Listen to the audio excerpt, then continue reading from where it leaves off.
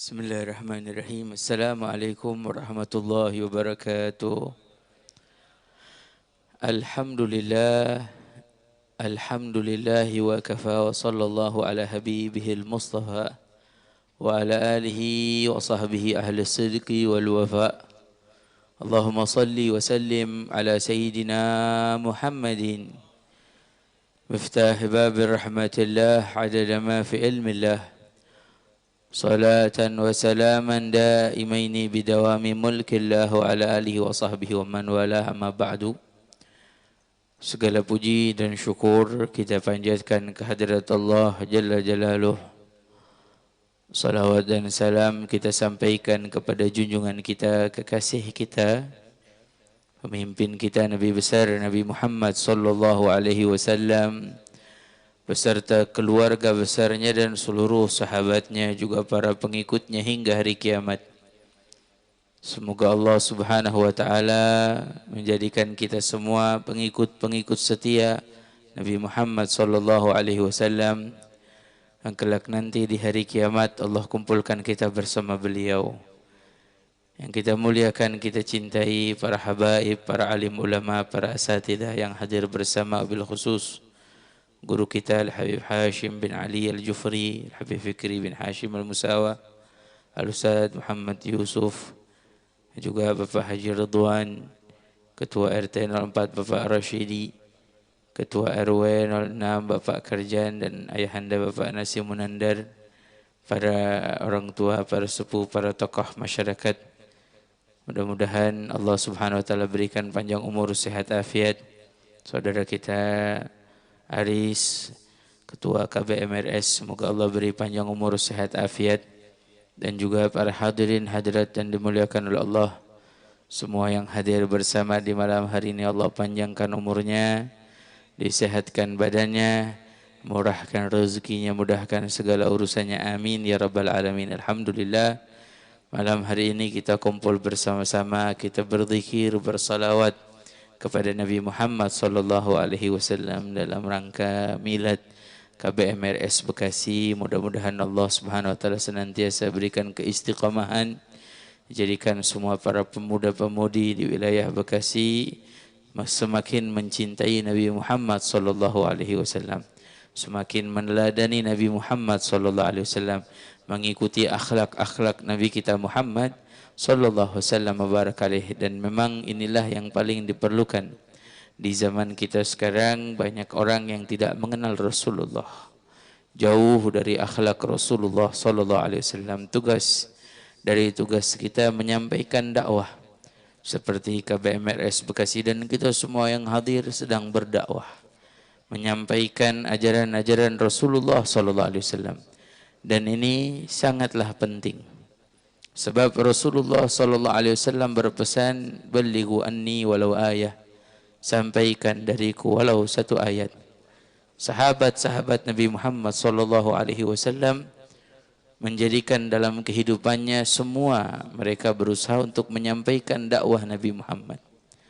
Sampai kalau kita perhatikan ada beberapa sahabat-sahabat Rasulullah sallallahu alaihi wasallam, bahkan banyak dari sahabat-sahabat Rasulullah yang tidak dimakamkan di Madinah.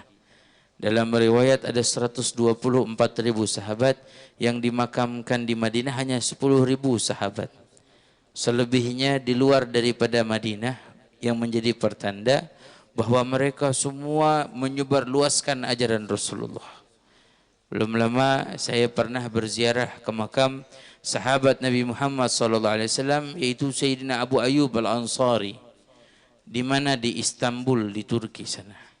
Sampai kita berpikir, siapa sih yang tidak kenal Sayyidina Abu Ayyub Al-Ansari yang menyambut Rasulullah sallallahu alaihi wasallam. Rasulullah tinggal di rumahnya. Termasuk orang-orang terdekat Rasulullah sallallahu alaihi wasallam, pernah serumah dengan Rasulullah. Tapi makamnya ada di Istanbul, Turki, yang jaraknya luar biasa, ribuan mil jauhnya. Dah masuk daripada wilayah Eropa, bukan lagi benua daripada Asia, tapi masuk Eropa. Sampai belum lama kita berziarah bersama Ustaz Qalbi di Guangzhou. Sana ada satu disebutkan makam sahabat Rasulullah, yaitu Sayyidina Sa'ad bin Abi Waqqas. Walaupun ada beberapa perbedaan pendapat, ada yang mengatakan Sayyidina Sa'ad dimakamkan di Madinah. Ada yang mengatakan Sayyidina Sa'ad bin Abi Waqqas dimakamkan di Cina sana, di Guangzhou. Tapi hikmahnya apa? Kita pelajari bagaimana mereka berusaha menyampaikan dakwah Rasulullah sallallahu alaihi wasallam sampai ke sekeliling dunia. Mungkin di negeri kita juga banyak makam sahabat-sahabat Rasulullah yang tidak kita sadari, yang tidak kita ketahui. Sebab jarak yang sudah begitu jauh 1400 tahun yang lalu. Nah, ini menjadi muhimah para hadirin hadirat. Tugas kita semua menyampaikan dakwah Nabi kita Muhammad sallallahu alaihi wasallam. Seperti KBMRS Bekasi dan KBRMS wilayah daripada sekitarnya. Mudah-mudahan insya-Allah membantu dalam memperjuangkan dakwah Nabi Muhammad sallallahu alaihi wasallam. Sebab banyak di zaman kita sekarang umat haus dengan ajaran Rasulullah sallallahu alaihi wasallam. Haus dengan akhlak Nabi kita Muhammad sallallahu alaihi wasallam barak alaihi wa alihi. Yang paling penting dari itu semua, dakwah yang paling penting adalah dakwah dengan hal kita. Dakwah dengan keadaan kita. Dakwah dengan perilaku kita. Sebab itu lebih penting daripada dakwah dengan ucapan. Terkadang berapa banyak nasihat, berapa banyak ucapan, berapa banyak tausiah yang kita dengarkan tapi tidak masuk ke dalam hati. Tapi ada beberapa perilaku akhlak yang mulia yang kita melihat atau menyaksikannya hingga menembus ke dalam hati kita, menyentuh hati kita. Makanya ada salah satu apa yang diungkapkan oleh ulama, lisanul hal afsah min lisanil maqal. Lisan keadaan lebih fasih, lebih baik bahkan daripada lisan ucapan. Dakwah dengan ucapan belum tentu lebih baik. Berapa banyak nasihat disampaikan, berapa banyak tausiah disampaikan, tapi tidak semua orang mendengarkannya.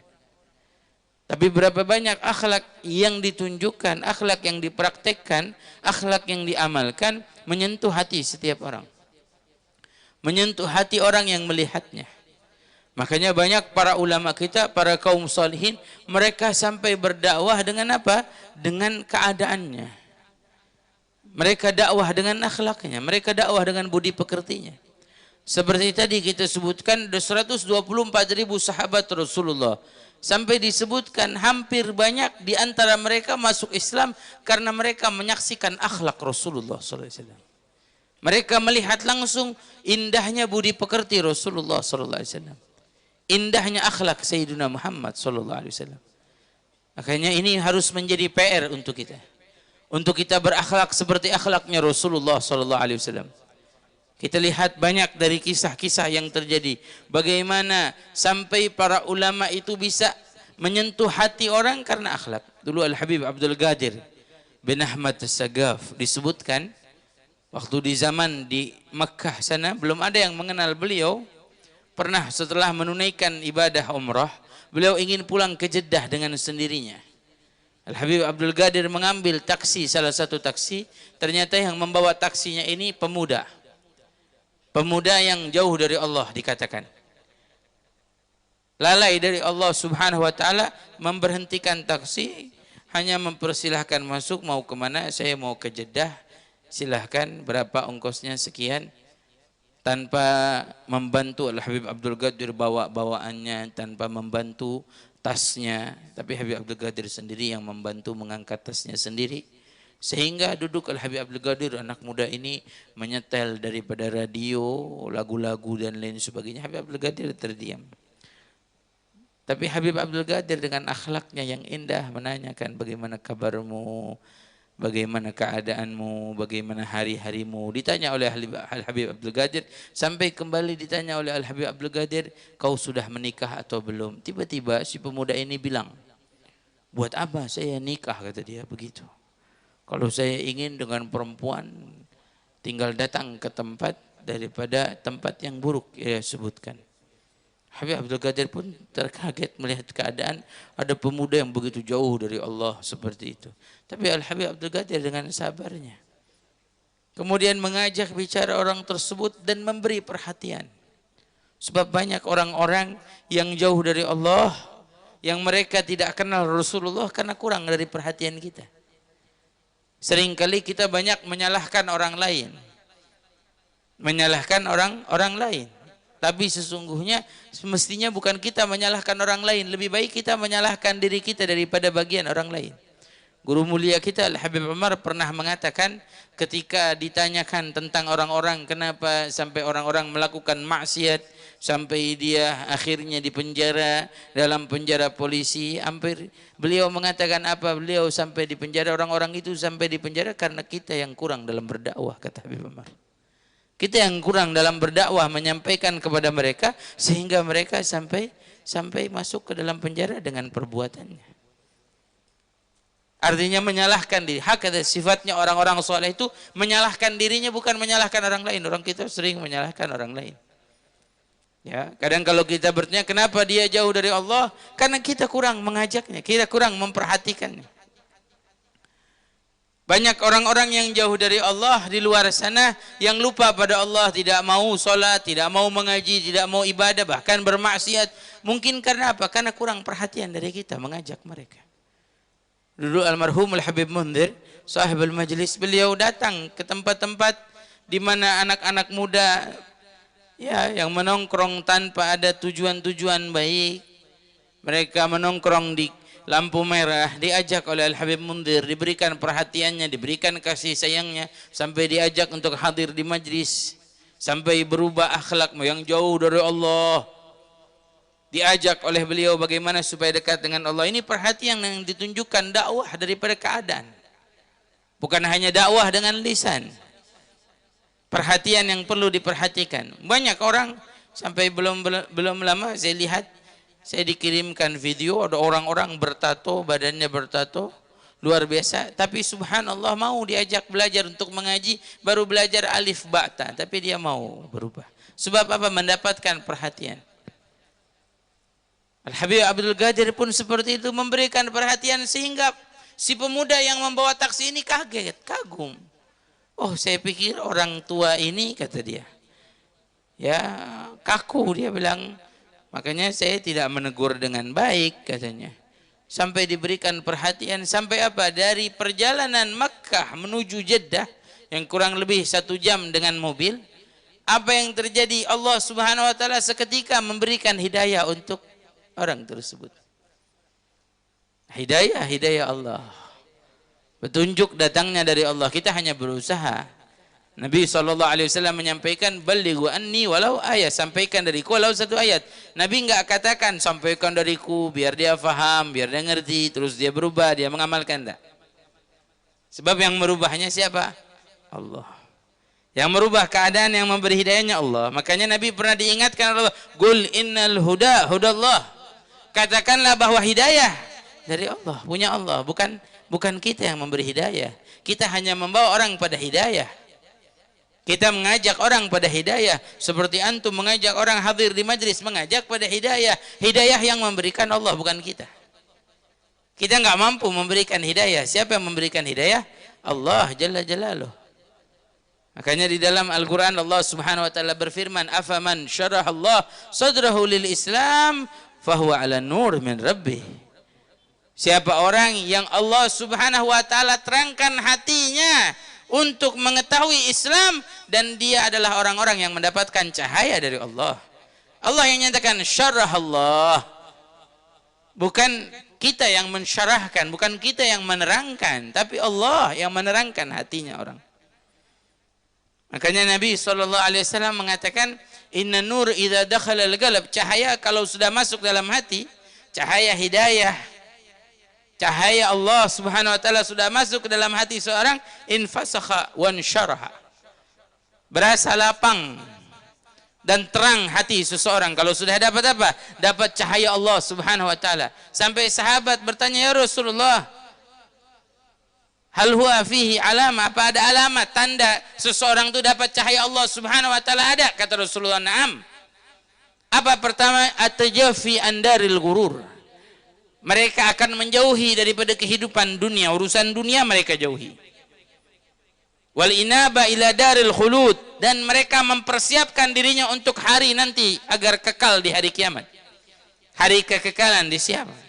Rumah kekekalan nanti di akhirat. Mereka mempersiapkan dirinya untuk nanti di hari kiamat. Orang-orang yang seperti ini menjadi pertanda mereka yang mendapat cahaya Allah. Mereka yang mendapat anugerah dari Allah Subhanahu wa taala. Kemudian wal isti'dadu bil maut qabla nuzulil maut, kata Rasulullah. Orang yang seperti ini mereka adalah orang-orang yang siap untuk kematian sebelum datang kematian. Kematian belum menghampiri tapi mereka sudah siap. Siapa mereka? Orang-orang yang sudah dapat cahaya dari Allah. Hidayah dari Allah. Petunjuk dari Allah Subhanahu wa taala. Seperti malam hari ini kita mempersiapkan diri. Hadir di majlis, kita jauhi kesibukan kita, jauhi dunia kita. Kita mempersiapkan diri untuk apa? Mendapatkan nasihat ilmu, memperbaiki hidup kita agar kelak nanti di hari kiamat kita mendapatkan kemenangan. Kita mempersiapkan kematian, setiap hari kita mempersiapkan, setiap waktu kita mempersiapkan kematian kita. Sebab kematian itu akan tiba kapan saja tanpa kita sadari. Jika seperti ini bisa kita rasakan, maka insya Allah kita mendapatkan cahaya dari Allah Subhanahu wa taala. Hidayah dari Allah.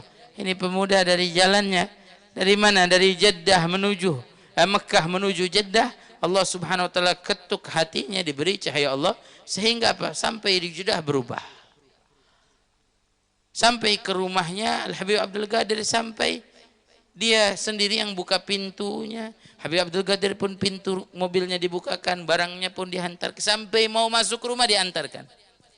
Sampai keesokan harinya dia mengaji, bertobat, dan bahkan menjadi salah satu jamaah yang rajin, rutin hadir dalam pengajian Al-Imam Al-Habib Abdul Qadir bin Ahmad Segaf. Ada dakwah, ini namanya dakwah. Yang tanpa kita sadari, bukan dengan ucapan, bukan hanya dengan tausiah, bukan hanya dengan mauidhah, tapi hal, keadaan yang lebih menyentuh. Seperti malam lalu saya ceritakan dakwahnya Habib Ali bin Husain Al-Attas. Maling taubat, maling jadi taubat. Dakwah yang luar biasa tanpa disadari dengan akhlaknya beliau. Maling masuk ke rumah Habib Ali. Kebetulan Habib Ali lagi mau sholat tahajud, tuh ada maling masuk. Tanya, kamu mau maling ya? Iya. Tenang kata Habib Ali. Saya juga mau maling katanya. Padahal rumah beliau.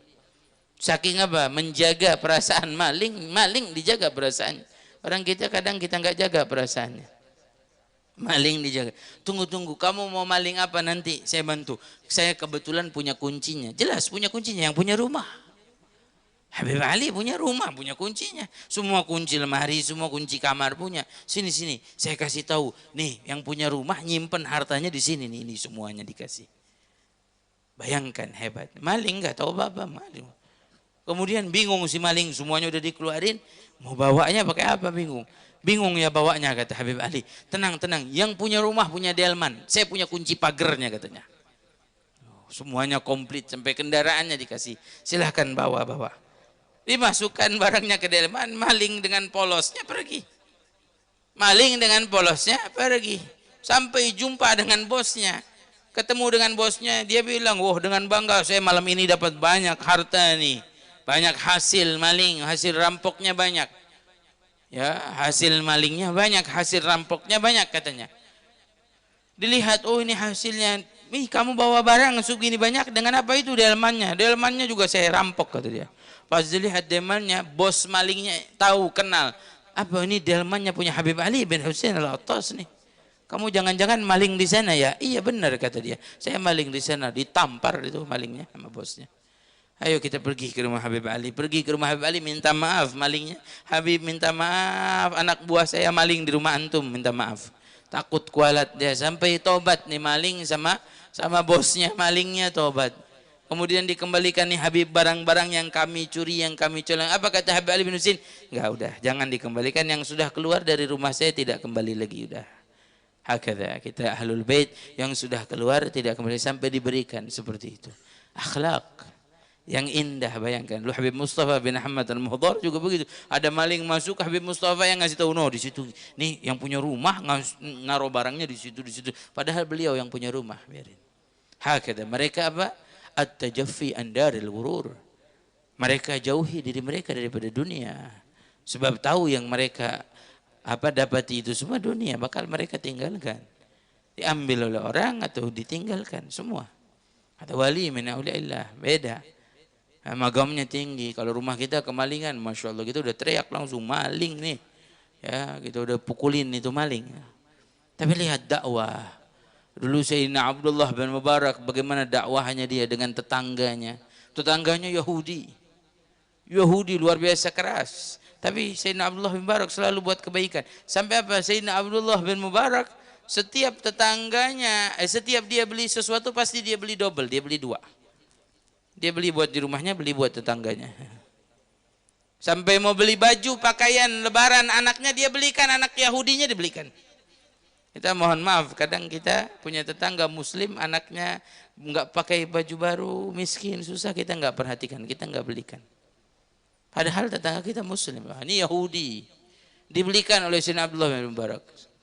Setiap beli makanan pasti dibagi tetangganya, setiap beli buah pasti dibagi tetangganya. Suatu hari tetangganya orang Yahudi ini ingin jual rumah. Dia bicara dengan Sayyidina Abdullah bin Mubarak, sebab bagian yang terbaik dari menjual rumah itu sama tetangga kita dulu. Kita mau jual, tetangga saya mau jual rumah saya, mungkin engkau mau memperluas rumah engkau, belilah rumah saya, begitu baiknya.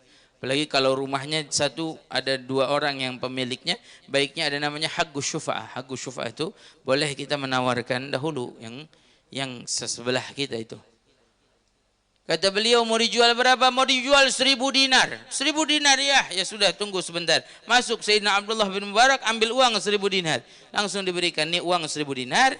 Saya tidak beli rumah kamu, tapi ini hadiah buat kamu. Kamu uruskan keperluan kamu, kamu jangan pindah dari tetangga saya, biar tetap jadi tetangga saya. Bayangkan tetangga kayak begini. Gak minjem, gak ngutang nih. Saya kasih gak minjem, gak ngutang, kamu di sini aja. Bayangkan coba, hebat luar biasa. Ya, kamu nggak usah minjem nih, kamu di sini.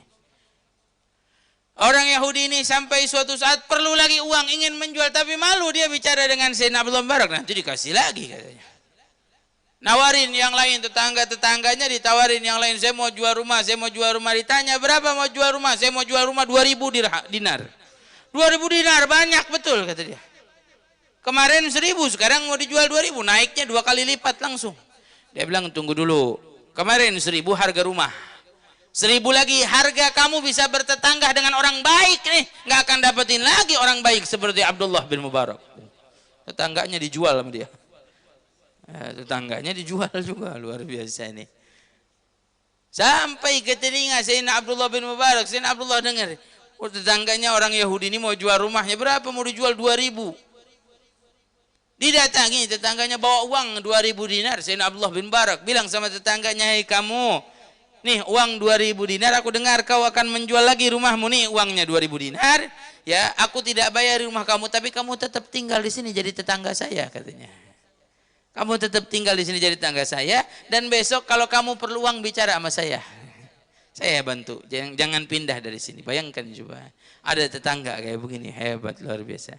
Sampai orang Yahudi ini masuk Islam di tangan Sayyidina Abdullah bin Mubarak. Ini akhlak yang didapati, ini dakwah yang luar biasa. Orang bisa sampai masuk Islam karena akhlak. Berapa banyak orang zaman kita jauh dari Islam, tidak kenal Islam, sampai benci dengan Islam, memandang rendah Islam. Mungkin diakibatkan akhlak kita yang belum baik, dakwah kita yang belum baik kepada mereka. Dakwah dengan akhlak jauh lebih berpengaruh daripada dengan lisan. Jamaah dari KBMRS Bekasi kita berdakwah. Dakwahlah, tunjukkan dengan akhlak kita. Semua dari PPMRS, semua dari Majelis Rasulullah atau majelis-majelis yang lain, kita sedang berdakwah. Setiap kita buat pengajian ini kita sedang berdakwah tanpa kita sadari. Dakwah di kampung-kampung, dakwah di setiap tempat. Tunjukkan akhlak kita. Jangan datang-datang ke majelis jadi jagoan. Oh, kita mau ngaji itu dengan sombongnya. Lah, datang dengan akhlak. Dulu Sayyidil Hayy Umar mengingatkan kita, hanya guru kita Ustaz Yusuf. Kita kalau mau jalan keluar dari Darul Mustafa menuju tempat-tempat ziarah ke Zambal atau kemana, selalu dipesankan, masyaitum bil akhlak, jalanlah kalian dengan akhlak. Jalanlah dengan sopan. Jangan bercanda di jalan. Jangan sampai berbuat hal. Ada, Masya Allah, mau ke majelis saya perhatikan. Masya Allah, naik majelis bermotor 3 orang. Ada kadang-kadang 3-4 orang bermotor. Masya Allah. Udah 4 orang sama benderanya juga lagi. Jadi 5 itu. Ada lagi yang Masya Allah naik di atas mobil besar, mobil tronton. Lah, Antum mau ke majelis atau mau ke pabrik? Naik mobil besar lah, datang dengan akhlak, datang dengan baik. Kita di perkumpulan mulia. Kita datang dengan niat-niat yang mulia, dengan sopan santun, jaga lisan kita. Jangan di pertengahan jalan kita bercanda. Jangan ada perempuan kita tegur, kita goda. Ini banyak Masya Allah jamaah majelis lihat datang ke majelis tujuannya mana nih, ada yang cakep apa enggak, yang ada mau majelis atau mau ke pasar atau mau ke mana. Jaga akhlak kita. Kita sedang berdakwah, bukan hanya guru ustadz yang menyampaikan, bukan hanya hadrah yang membacakan nasyid untuk kita dalam berdakwah, tapi kita semua duduk berdakwah. Semua yang hadir kita dalam berdakwah. Kullukum ra'un, kullukum mas'ulun an ra'iyati. Semua dari kita bertanggung jawab. Kita yang di tempat kerja kita berdakwah, di rumah kita berdakwah. Dakwah yang kita hasilkan dari hadirnya kita di majelis, akhlak kita dengan orang tua, akhlak kita dengan keluarga, akhlak kita dengan tetangga. Ada dakwah. Ini yang perlu kita perhatikan. Makanya mudah-mudahan kita termasuk orang-orang yang bisa menjalankan dakwah. Sebab dakwah hal yang paling indah. Al-Habib Ali Al-Habsyi mengatakan tidak ada hal yang lebih indah dibandingkan mengajarkan ilmu, menyampaikan ilmu. Dakwah paling indah, paling mulia. Sebab apa? Ketika kita berdakwah, kita menyampaikan, kita membawa satu bebannya Rasulullah, bebannya Nabi Muhammad. Kita bawa satu perjuangannya Rasulullah, perjuangannya Nabi Muhammad SAW. Makanya Rasulullah pernah mengatakan kepada Sayyidina Ali, ya Ali, la yahdiyallahu bika rajulan wahidan khairun laka min humrin ni'am.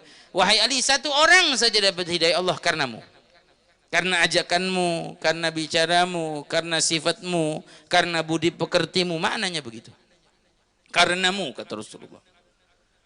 Khairun laka min humrin ni'am. Lebih baik daripada kau mendapatkan humrin ni'am. Sebutkan humrin ni'am ini unta merah. Zaman Rasulullah unta merah, unta yang paling mahal. Kalau kita zaman kita sekarang mobil paling mahal apa? Mobil mahal Mercedes.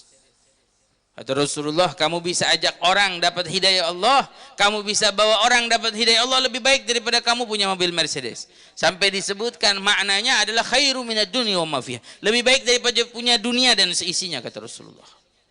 Kita bisa ajak orang ngaji, sama seperti kita hadir di majelis banyak para pemuda. Ada satu orang pemuda yang enggak pernah ngaji, enggak pernah duduk majelis ilmu, kita ajak dia hadir di majelis ilmu, seakan-akan kita dapat dunia dan seisinya, lebih kaya. Makanya orang yang kaya diantaranya orang yang bisa mengajak orang lain ke jalan Allah. Besar pahalanya, besar keagungannya. Setiap dia melakukan hal yang kita sampaikan, melakukan hal yang kita ajak, maka apa? Kita juga akan dapat pahalanya. Kita ajak ngaji, dia dengar, oh keistimewaan pahala ibadah ini, dia amalkan, kita dapat pahalanya. Kita yang mengajaknya, ya, mengajak dalam kebaikan, mengajak dalam keindahan, mengajak dalam keluhuran. Nah, ini dakwah dari dakwahnya Nabi kita Muhammad sallallahu alaihi wasallam. Berapa banyak dengan akhlak menyentuh hati orang-orang banyak, dengan akhlak menyentuh hati manusia. Lihat almarhum Habib Mundir, sampai preman pun tersentuh hatinya dengan akhlak. Sampai banyak orang tua yang bersalaman dengan beliau dicium tangannya oleh Habib Mundir. Tidak memandang siapa orang tua itu, alim kayak preman ternyata. Bukan siapa-siapa, tapi tersentuh hatinya dengan akhlak. Berapa banyak dari pemuda-pemudi majelis Rasulullah SAW tersentuh hatinya dengan apa? Dengan akhlak. Dengan akhlak sampai tersentuh hatinya. Terbawa dia dalam ajaran Nabi Muhammad SAW. Ini muhimmah kita. Ini tugas kita. Tinggal kita yang mau menyampaikannya atau tidak. Ini tugas daripada KBMRS Majelis Rasulullah SAW. Untuk apa? Menyampaikan dakwah Rasulullah SAW. Kita sampaikan. Lagi yang di wilayah Bekasi kita sampaikan. Tunjukkan akhlak. Jangan kita pernah merasa sombong. Jalan dengan teratur, jalan dengan rapih, kita berkendara dengan teratur, kita berkendara dengan rapih. Tunjukkan akhlak Rasulullah SAW. Dahulukan kalau bisa orang lain yang ingin jalan, dahulukan. Gak perlu kita yang mendahului mereka, mereka dahulukan. Ya, agar apa? Kita menunjukkan akhlak, bukan kita mencari muka di mata orang lain lah, tapi kita mencari muka di hadapan Allah dan Rasulullah. Kita mencari perhatian dari Allah, dari Rasulullah sallallahu alaihi wasallam, baraka alaihi wa alihi. Bukan tujuan kita untuk mengajuh biar dia pengaruh, biar saya dapat simpati lah. Karena yang merubah hati seseorang itu Allah dan Rasulullah sallallahu alaihi wasallam dengan keinginannya, dengan dakwah Rasulullah sallallahu alaihi wasallam. Allah yang merubah semuanya. Tidak ada yang bisa merubahnya kecuali Allah Subhanahu wa taala. Cuman kita tugasnya nyampein. Kita tugasnya nyampein. Rugi kalau kita nyampein juga nggak mau. Ngajak juga nggak mau. Ya, malah kadang orang lebih senang ngajak orang dalam maksiat, Masya Allah. Kalau orang ada yang diajak dalam maksiat, dia paling senang. Diri dan diajak ke pengajian, Masya Allah, malasnya minta ampun. Syaitan tuh paling senang ngeganggu orang yang kalau mau hadir ke majelis, paling senang. Syaitan tuh paling senang ganggu orang untuk hadir di majelis. Sampai ada satu riwayat, iblis suka mengganggu orang yang mau datang ke majelis, diganggu sama iblis. Dia biasa rutin datang ke majelis, tiba-tiba jumpa dengan seseorang di tengah jalan. Atau orang ini, kamu mau kemana? Mau ke majelis. Nah, udah nggak usah ke majelis. Kamu ke majelis ingin dapat surga. Nih, saya ajak yuk kita ke surga. Ada disebutkan dalam satu kitab. Guru mulia kita Habib Umar pernah menceritakannya. Kisah nyata. Dia bilang ngajak saya ke surga, mana kata dia, ini ikutin saya. Ternyata apa? Dirangkul orang ini. Tiba-tiba subhanallah yang tadinya dilihat berubah jadi indah, jadi seperti di surga. Tiba-tiba wangi indah. Jalan dia keliling. Enggak lama kemudian setelah keliling-keliling, diajak ayo kita pulang. Pulang, ya harus pulang, ya harus. Ayo kita pulang. Dibawa keluar dari tempat tersebut. Dia ingat, ya Allah saya mau ke majelis nih. Saya mau ke majelis nih, udah telat. Ternyata betul sampai di majelisnya udah bubar. Udah nggak ada majelisnya, udah nggak ada pengajiannya, udah nggak ada. Sampai dia jumpa dengan gurunya, dia ceritakan hal yang terjadi. Mohon maaf guru, saya terlambat datang ke sini, majelis sudah selesai. Saya tadi jumpa dengan orang di pertengahan jalan. Oh begitu ya. Terus kok bisa? Kenapa terlambat? Kamu bantu dia? Kamu terlambat? Bukan. Dia ajak saya keliling surga guru. Oh begitu kata gurunya. Surga, kamu keliling surga? Iya guru, saya keliling surga. Apa yang kamu lihat? Semua keindahan, wangi, semuanya. Oh begitu kata gurunya. Terus ya nggak lama kemudian setelah keliling-keliling diajak pulang. Kamu pulang? Iya. Salah, kamu pulang kata gurunya. Kata gurunya, kenapa kamu pulang? Kan kamu udah di surga nggak usah pulang. Orang ini ngaji semua pengen dapat surga. Lah kamu udah di surga kenapa pulang katanya. Kata muridnya, iya benar juga ya. Gurunya sampai berpesan, besok kalau kamu ketemu lagi sama orang itu diajak ke surga, jangan mau pulang. Jangan mau pulang, udah di surga, jangan mau. Kalau diajak pulang, jangan mau. Jangan pulang guru, jangan, katanya udah dapat surga. Akhirnya apa? Subhanallah, besok harinya dia mau jalan ke majelis gurunya, jumpa lagi dengan orang itu. Dia yang menawarkan diri, mau ajak saya nggak ke surga? Mau, ayo mau ikut ke surga? Mau, yuk kita ke surga. Jalan lagi, keliling lagi surga, nikmat, lihat keindahan, subhanallah. Entah apa yang dirubah dari orang ini sehingga melihat semuanya nikmat indah. Setelah keliling-keliling baru diajak, ayo kita pulang kata orang ini. Kata si murid ini bilang, enggak saya nggak mau pulang. Kenapa nggak mau pulang? Saya udah di surga, saya nggak mau pulang udah. Saya betah di sini kata dia gitu. Oh, saya ngajinya di surga, sekarang saya udah dapat surga, kenapa saya pulang? Kata orang ini, nggak bisa, kita harus pulang. Nggak mau, saya nggak mau. Ya udah kalau nggak mau saya tinggalkan. Ya udah tinggalin, ditinggalkan. Nggak lama itu yang tadi dilihat indah tiba-tiba berubah. Tahu-tahu apa? Dia berada di tengah-tengah pembuangan sampah. Dia bilang kira di Bantar Gebang atau di mana kayaknya. Dekat sama apa namanya? Setu ya, dekat apa namanya tuh. Itu yang disebutkan oleh Nabi Muhammad sallallahu alaihi wasallam. Jadi banyak godaan kita kalau kita mau ngaji. Ya, kalau kita mau dakwah aja banyak godaan, Masya Allah. Paling berat ada aja, ntar hujan, ntar apa lagi, lelah, capek kerja, ntar sakit kepala, ntar panas, ntar demam, ntar apa, macam-macam. Ntar ada teman kita datang, ntar tamu datang. Sampai dulu guru kita Habib masyhur, ya pernah ada orang beralasan nggak hadir halaqah, dia bilang kenapa ada tamu? Dia bilang ada tamu, ajak tamunya ngaji sini. Ajak tamunya ngaji. Ya, ajak tamunya ngaji, biar tamunya juga dapat pahala. Saking apa? Supaya kita nggak ketinggalan kebaikan. Sebab kita bakalnya suatu saat kita bakalnya ya Allah ada majelis ini kita nggak hadir. Ada pengajian di sini kita nggak hadir, kita bakal nyesel. Kita bakal merasakan itu. Oh, berapa banyak jamaah yang udah bicara